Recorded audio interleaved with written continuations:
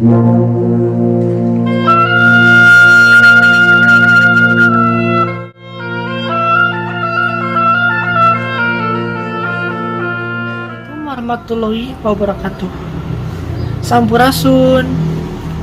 Wasta abdi Muhammad Argar Riz Ramadan. Abdi di kelas 10 nu 43. Di dieu abdi bakal ngamawakeun dongeng nu judulna nyaeta Sakala Lutung Kasarung. Dina zaman kapungkur di Tatar Pasundan aya hiji karajaan anu dipingpin ku saurang raja anu wijaksana. Namina nyaeta Prabu Tapak Agung. Prabu Tapak Agung ngagaduhan dua anak awewe anu geulis pisan. Namina Purbararang sarta adina Purbasari.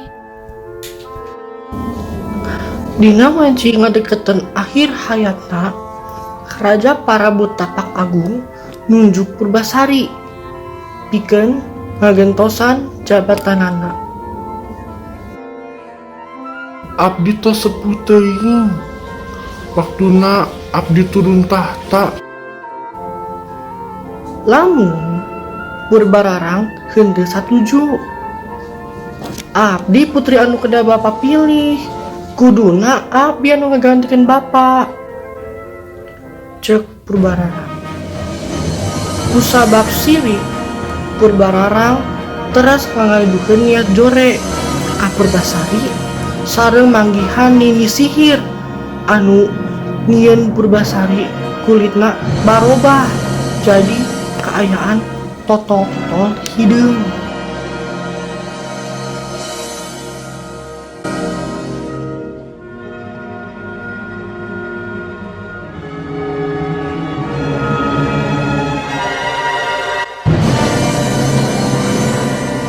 Saentos kitu Purbararang ngusir adina. Jalma anu dikutuk sapertos maneh henteu pantes jadi saurang ratu. Ceuk Purbararang. Manehna nitah saurang patih kanggo ngasingkeun Purbasari ka hiji leuweung.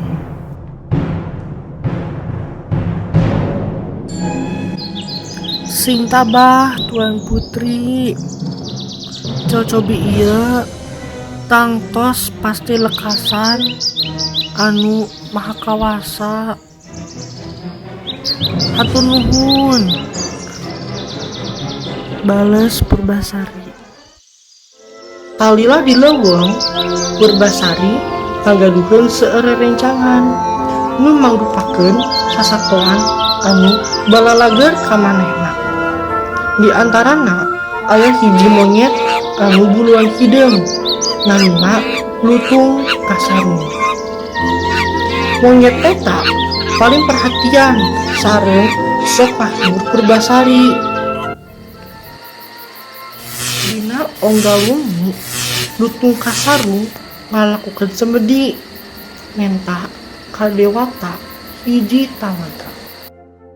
Enjing poena Lutung Kasarung nitah Purbasari ibak di talaga eta. Sanggeus manehna nyebur, kulitna barobah jadi bersih sarta geulis deui.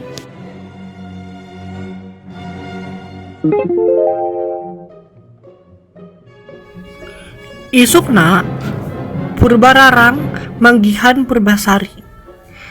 Teu percaya ningali adina tiasa jadi geulis deui, teras ngajak Purbasari nitah ngadu papanjangan buuk.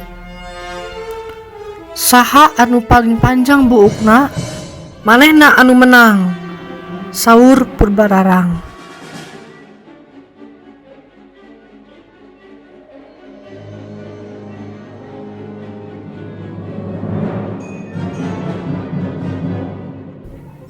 Nah, pas ditingali, buuk Purbasari malah lebih panjang ti Purbararang.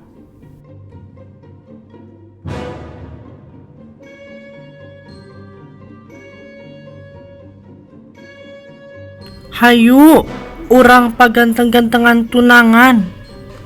Sabari nyamperkeun ka Indrajaya. Purbasari narik panangan dutung ka sarung. Purbararang seri ngabahak-bahak. Dina wanci eta oge lutung ka sarung barobah jadi lalaki anu ganteng kacidaan. Leuwih-leuwih ganteng di Indrajaya.